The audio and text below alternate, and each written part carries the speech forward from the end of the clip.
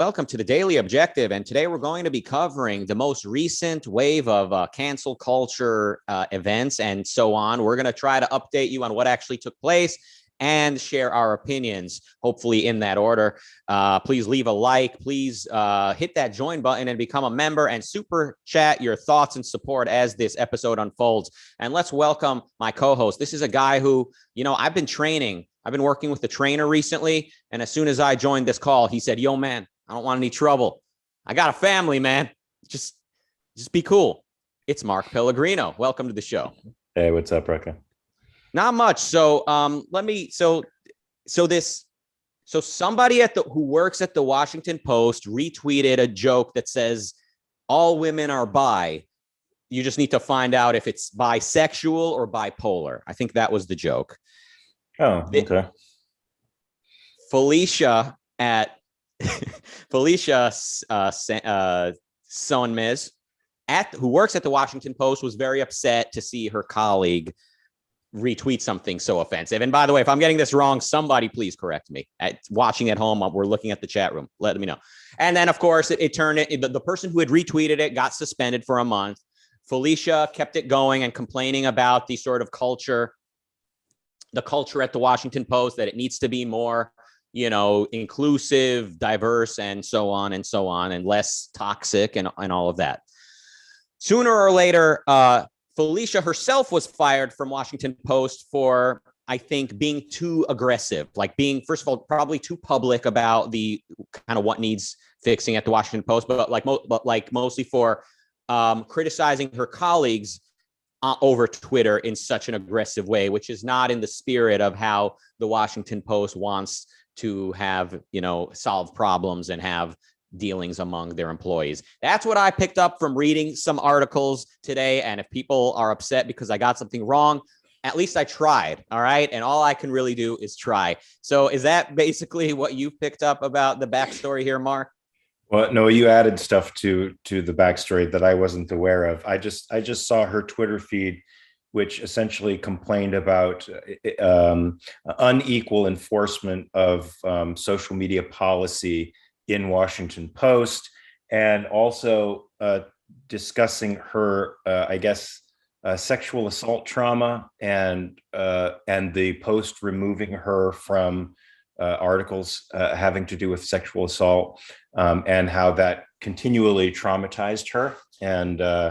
And so she was pushing for, I guess, a less traumatic, toxic workplace because of their reaction to her, publication over social media that she had been a sexual assault victim or something. I think that's in the mix as well. Did you hear any? Any of that? According to what I read, she sued the Washington Post last year for not letting her report on things related to sexual assault, which she thought she should be able to have that job, that particular story, and bringing up the fact that she herself is a victim.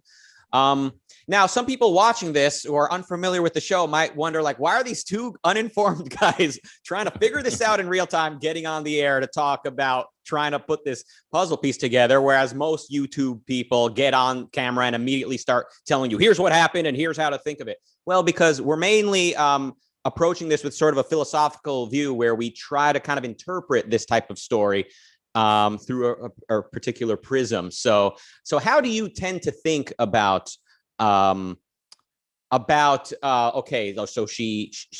guy tweeted out, all women are bi. The question is, are they bisexual or bipolar? Now, as a working man, obviously you work and respect with many women. I'm sure there are women who in your life that you respect. Are you offended by that joke? Or what do you think of a journalist and a public person tweeting out that joke? What's so funny? You're laughing, so I'm laughing as well. I think this is just an example of the woke scolds eating themselves. I mean, they have no sense of humor. They lack introspection, and they expect the world to conform to their feelings all the time. That's simply not an adult way to look at the world. Okay, the joke is sort of funny, in that it probably bears some resemblance to a cliche truth for a number of people. So what? So what? It doesn't mean that there are not great women in the world. It doesn't disavow any virtues that women bring to the table. It's just a fucking joke. All right. If you don't like it, unfollow that person quietly and move on, and they need not get in your space anymore. Now, Ali, the member in the chat, says, I am bipolar and find this hilarious, to be honest. So are you saying it's true then? All women are one type of bi? No, but seriously, folks, but let me actually push back on this a little bit. Imagine being a woman who is trying to get ahead in an industry, in a world where up until recent times, women just simply were not in the workforce, and all the problems and dilemmas that come up are kind of new to deal with. Imagine being a woman who feels like you're not respected in this world, and you work so hard and you still can't seem to quite crack that glass ceiling, so to speak. And then you see jokes like that being made by your colleagues, and you're thinking like this contributes to like negative stereotypes that people sort of harbor, and similar to, let's say, a racial stereotype that someone could tweet about, and you're the subject of that joke, and you're feeling like this adds like kind of an implicit bias that people might not even realize they're having, or they do realize they have it, and it's holding me back, and where my hard work is not being rewarded the same way as someone else's might be. So do you kind of have a little bit of sympathy for why someone might not like seeing that joke made by their colleague at the Washington Post, maybe?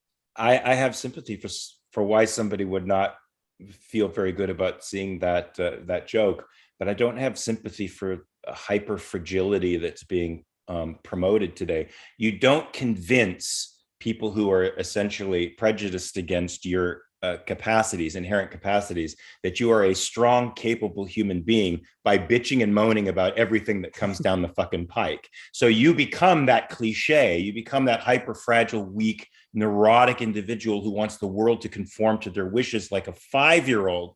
There's nothing in that makes me that gives me confidence in your capacity to do a job. Sorry.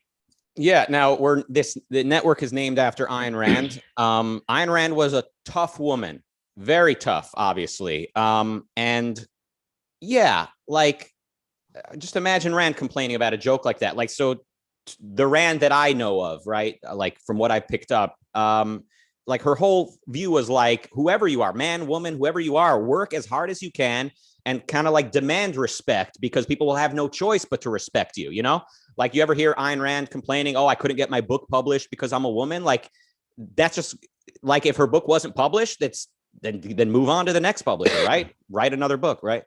And in fact, it was rejected and it was attacked by critics. And I personally think that she's snubbed in the academic world, in part because she's outside the academic world and not credentialed in philosophy, but also in part because she is a woman. I do feel like philosophers in academia are misogynistic, and they do look down on her for that reason. But I would never hear her complaining about that. I would never hear her highlighting that as a reason her ideas aren't accepted. It would mostly be about the errors of the philosophers, right? It would be about thinking and ideas and epistemology, and it wouldn't be about their misogyny, which seems to be the focus today. Yeah, the truth that people don't always want to acknowledge is that the best way to kind of overcome bias in the culture is to just be the best version of yourself. If you feel there's a lot of negative stereotypes out there, then just don't live up to it. You know, there's negative stereotypes, I guess, of like nerdy guys that are into video games and stuff, right? That they're unattractive and lazy. And, you know, I'm a little bit into video games. Does that mean I need to like make myself a victim? It's like, no, just be as cool as I possibly can be. And people will have no choice but to find me attractive, which is absolutely the case in my experience. So point being here, just be the best version of yourself. That's true. So look, to me, I look to people who were truly abused minorities, and I'm not saying that women weren't, because they certainly were, who thrived at a time when oppression was at its height, like Frederick Douglass, for example, who became great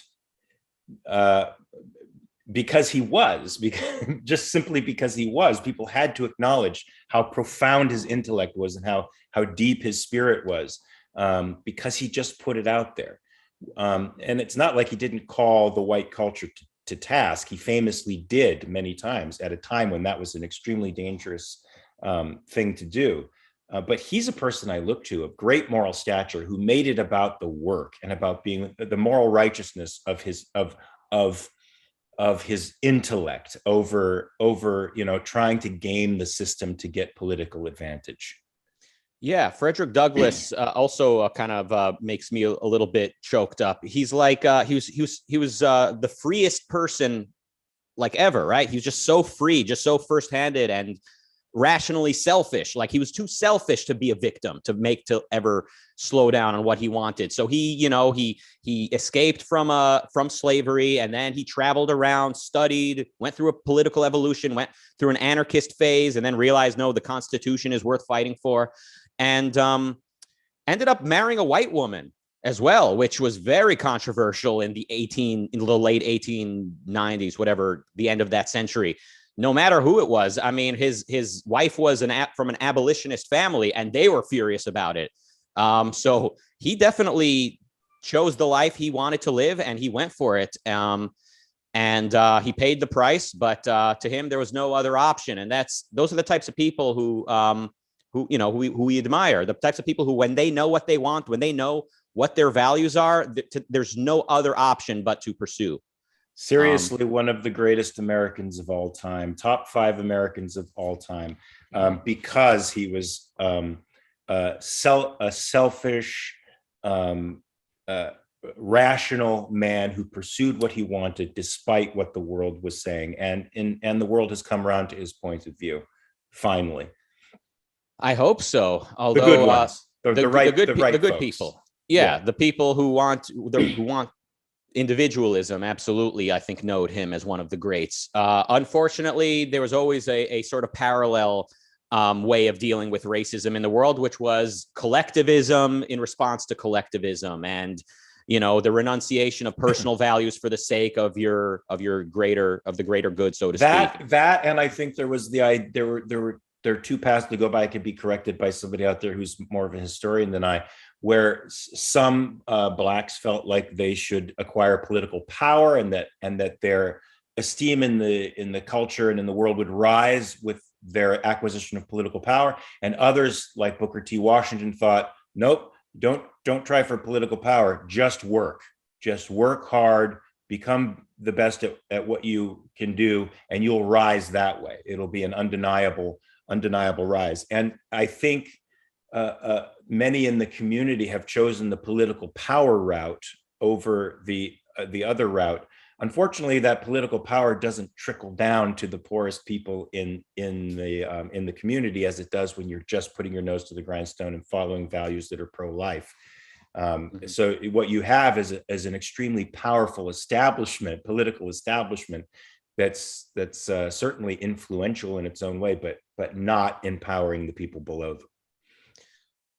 Yeah, and I mean, and before we kind of return to the story of the day, I mean, it's worth just mentioning, there was a political battle to be had. There was actual racism at the government level, not only in the South, but also anywhere where there was a lobby system, which was the North, and growing over time. I mean, when it's a system of pull, I mean, who do you think is going to have the most pull in those days? So sadly, with the death of the decay, the disintegration of capitalism came increased moving away from individualism. I just want to say that Thomas Sowell is one of those people who points out that politically weak groups in various countries become economically strong. They're not focusing on political power, they're focusing on values. And this is the case for many ethnic groups across many different societies, including the Irish in our own society, who sought political power, got political power, but this did not trickle down to people in their communities who remained poor for the most part, and on the fringes, and not oppressed, but definitely there was social condemnation for them. So yeah, I mean, you're right. There is a place for political action when society has laws embedded in its culture that are racist. Those have to be eliminated. And the question always is, to what end is this?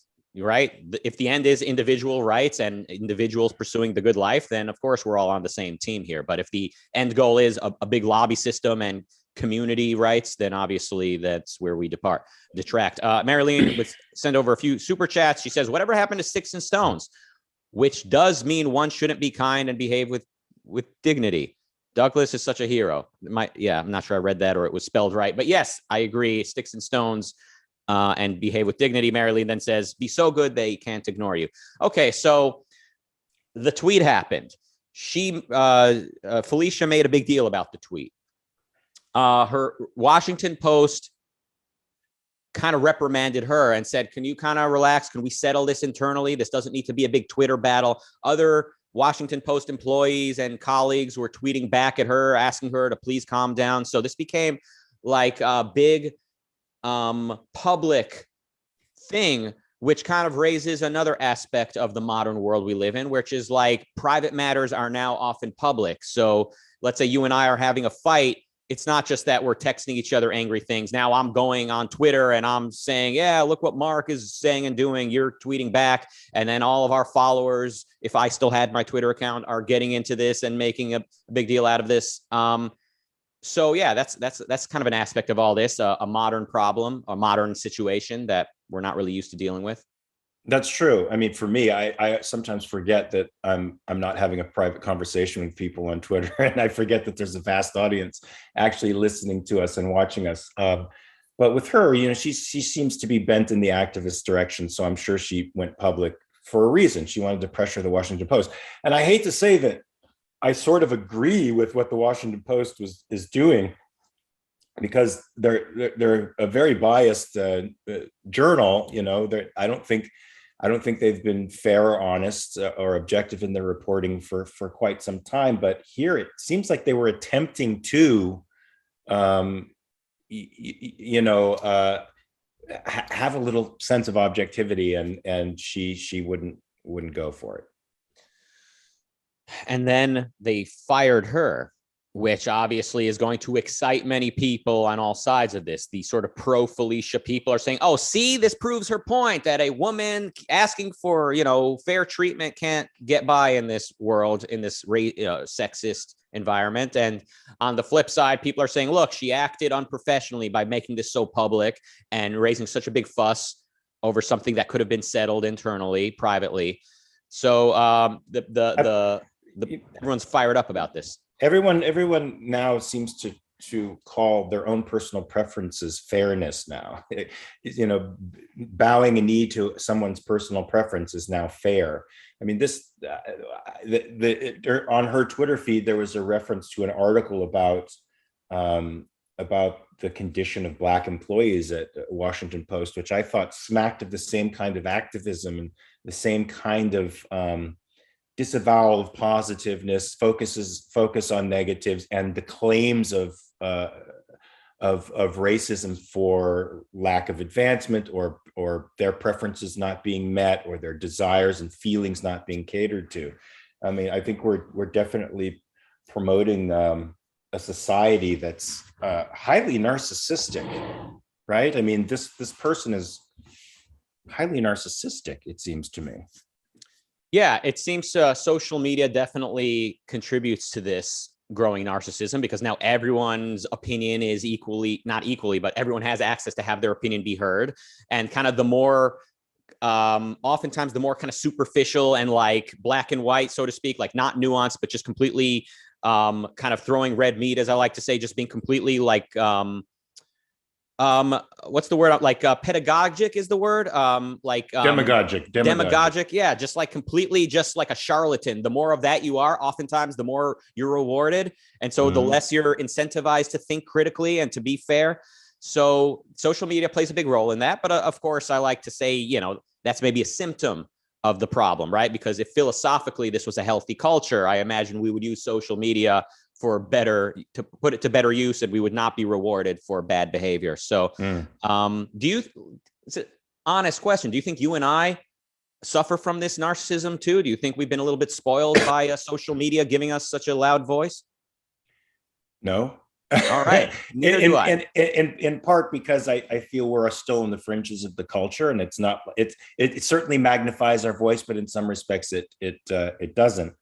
But we're also not expecting people to adjust to us and our feelings and our preferences, and we're not complaining and bitching and moaning that they're not doing that. In fact, we allow people their preferences. We want those. That's real diversity, in my opinion. We actually seek that out.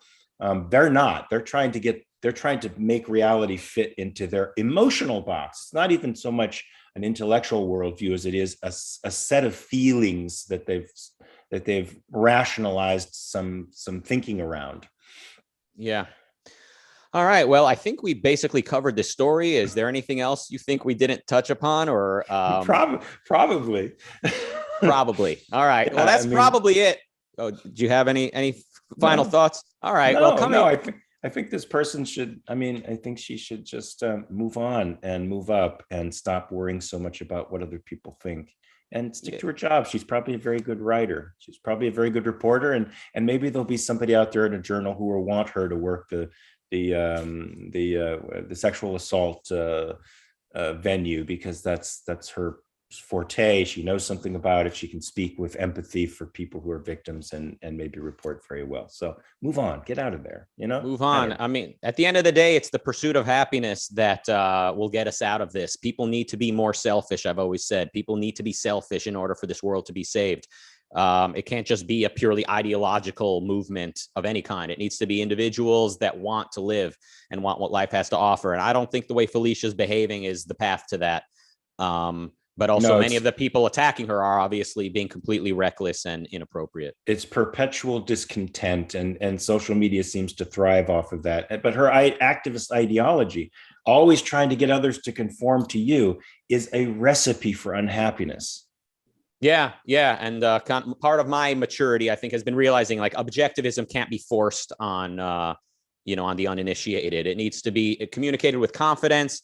And I ought not make a point I can't demonstrate from the ground up. If I can't kind of walk through the process of how I arrived to my conclusion, then why share that conclusion? So I think, most of the work is an inside job, as people say in the world of like therapy and recovery and all. And this is true. And just to jump on that, unfortunately, we're living in a world now where we're reducing concepts like that, as you're talking about, all the way to the ground, is increasingly unpopular. People like the bromides of the intellectual activists, right? She speaks the language that moves people's emotions today, even though what she's saying is sort of empty, and what she's fighting for is sort of empty. Yeah. And I guess to give a bit of a optimistic note, we do see long form content is very popular. People like Rogan and Lex Fridman are very, very popular. A lot of people, they're going for the nuance. And I think that's where the hope is going to be. It's going to be in people that are resisting a lot of this tribalism. And, and we know also it's a small handful of people that end up really changing the world at the end of the day. So if some of those people end up arriving on some good philosophical ideas, 5%, right? Isn't it something like that? That sounds very high to me. If you mean like the intellectual people, yeah, who the percentage of people responsible for changing the world. I was thinking of Gail Winan in The Fountainhead, pointing out that it's literally 5 people that have really brought us the world. When you, I don't know, let's say the inventor of fire, Aristotle, 3 more people, and that's basically it. Sure. Sure. Yeah. If 5% of the world can bring about a better change, then I'm all for it. Anyway, coming up at 9 p.m. UK time, it's HBTV with Harry Binswanger on Refuting Russell, the set of all ... What? Okay. I don't suppose that's Russell Crowe that he's going to be refuting. Bertrand Russell, I'm assuming. That makes more sense than Russell Crowe. Russell Crowe. I don't know. He may have made some remarks about philosophy.